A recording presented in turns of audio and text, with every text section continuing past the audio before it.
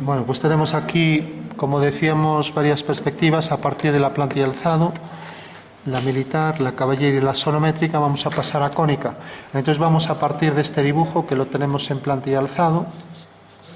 Entonces lo recortamos y lo ponemos sobre nuestro papel para hacer en cónica. Vale.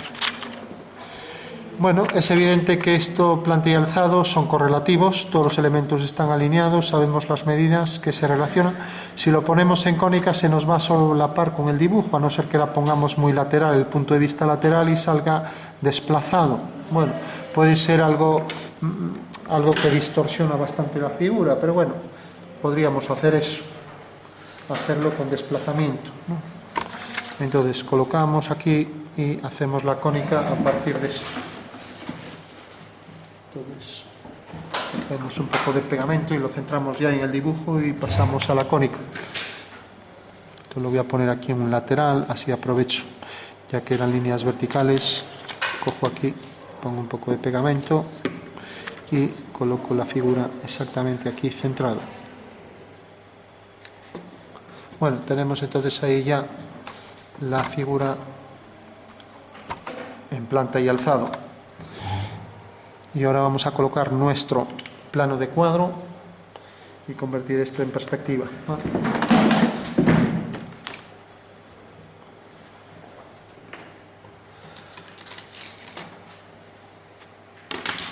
Entonces vamos a colocar el plano de cuadro tangente a la figura. Si lo colocamos tangente, la figura sale exactamente de aquí ya, lo cual va a enmarallar mucho la figura, ¿no?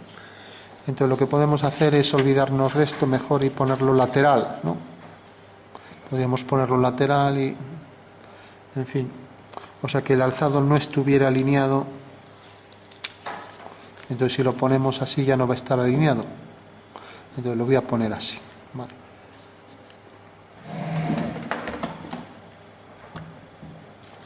Al fin y al cabo el alzado solo nos sirve para tomar las medidas en altura, nada más, ¿vale? Con lo cual así no va a interferir en el dibujo, ¿vale? Bueno, pues esta forma de colocarlo nos sirve. Entonces hacemos una horizontal, lo coloco así, si quiero separado tangente, como quiera.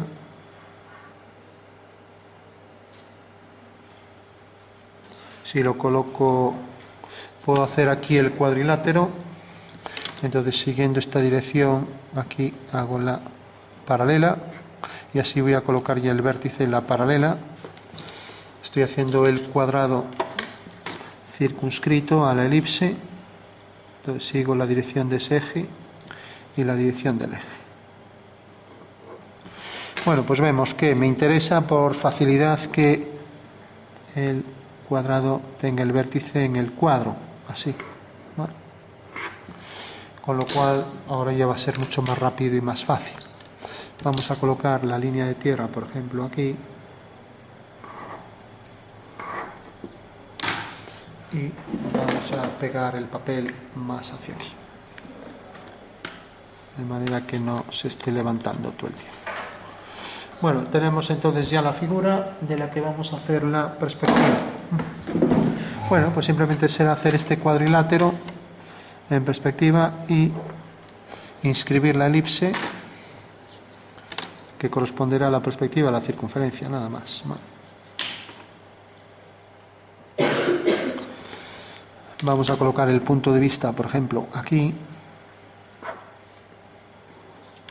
Entonces haremos las paralelas a ese cuadrado por el punto de vista. Pues la paralela a esta línea por V. Y la perpendicular, obteniendo ya las fugas de ese cuadrado. Bueno, por último, marco la línea del horizonte. Si es menor que la del cilindro, la mitad, pues veremos la parte superior. Entonces lo voy a hacer así. Voy a coger más o menos por la mitad de la figura. O sea que esta va a ser la línea del horizonte, ¿vale? O sea que tenemos línea del horizonte, línea de tierra y línea del plano de cuadro. Aquí está el cuadro, aquí está la circunferencia. proyectamos estos puntos mediante líneas verticales. Vamos a hacerlo. Pues tengo aquí una vertical, tengo aquí otra vertical en este punto y tengo aquí otra vertical. Bueno, y ahora subo las fugas al horizonte, como siempre. Aquí una fuga y la otra fuga aquí. Bueno, ahora entendéis por qué ni siquiera inclinado nos vale. Deberíamos haberlo puesto así en paralelo al plano de cuadro para que no interfiriera en el dibujo, pero bueno, tampoco pasa nada, nos aclaramos. Las fugas entonces están aquí. Siempre, si no se ve claro, podemos marcar los puntos, pues por ejemplo en rojo. Entonces tengo aquí las fugas y luego las trazas, pues tengo aquí una, aquí otra y aquí otra. Bueno, con lo cual ya tengo el cuadrilátero. Entonces estas dos líneas que salen de estos dos puntos van a esta traza, una y otra. Mientras que estas dos van a la otra, esta y esta. Eso quiere decir que la circunferencia deberé meterla dentro de este cuadrilátero. Y ahí aparece la elipse, ¿no?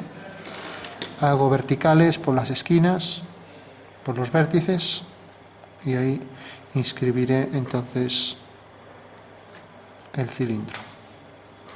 Verticales, cojo la medida de la altura real, que era 4, ya la tengo ahí, la coloco a partir de aquí y ahora hago el cuadrado que corresponde a la parte superior en perspectiva, ¿vale?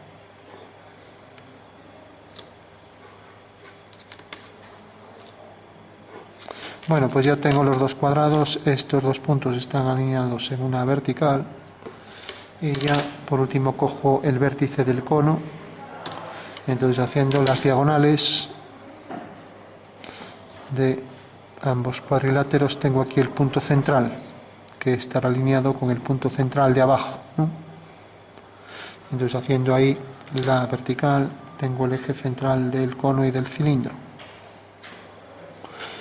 Bueno, por último, si esto corta aquí en el horizonte, podemos coger aquí la medida total de la figura, que es 6.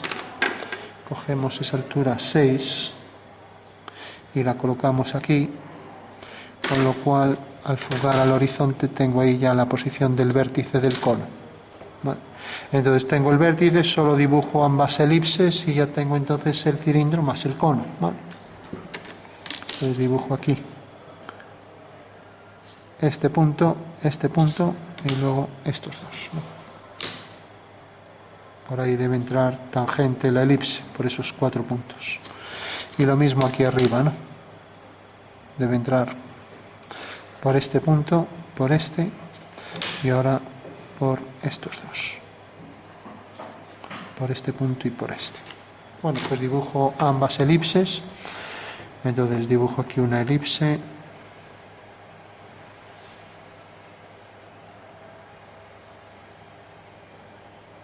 Y dibujo aquí la otra.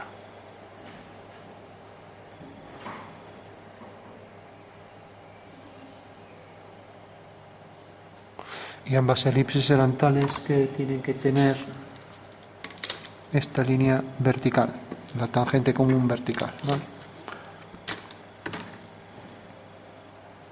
O sea que hago la tangente común y será una línea vertical que pasa por los extremos de ambas. Eso quiere decir que esta hay que agrandarla ligeramente. Bueno, por último, haciendo las tangentes desde el cono a la elipse, tengo ya la cónica completa de ambas figuras. Bueno, pues esa sería la perspectiva del cono. Y si proyecto estos dos puntos, siguiendo esta dirección, corta aquí, proyecto estos puntos y fugarán también hacia aquella fuga, con lo cual corta aquí y fugando hacia aquella fuga corta aquí. Levanto verticales por esos dos puntos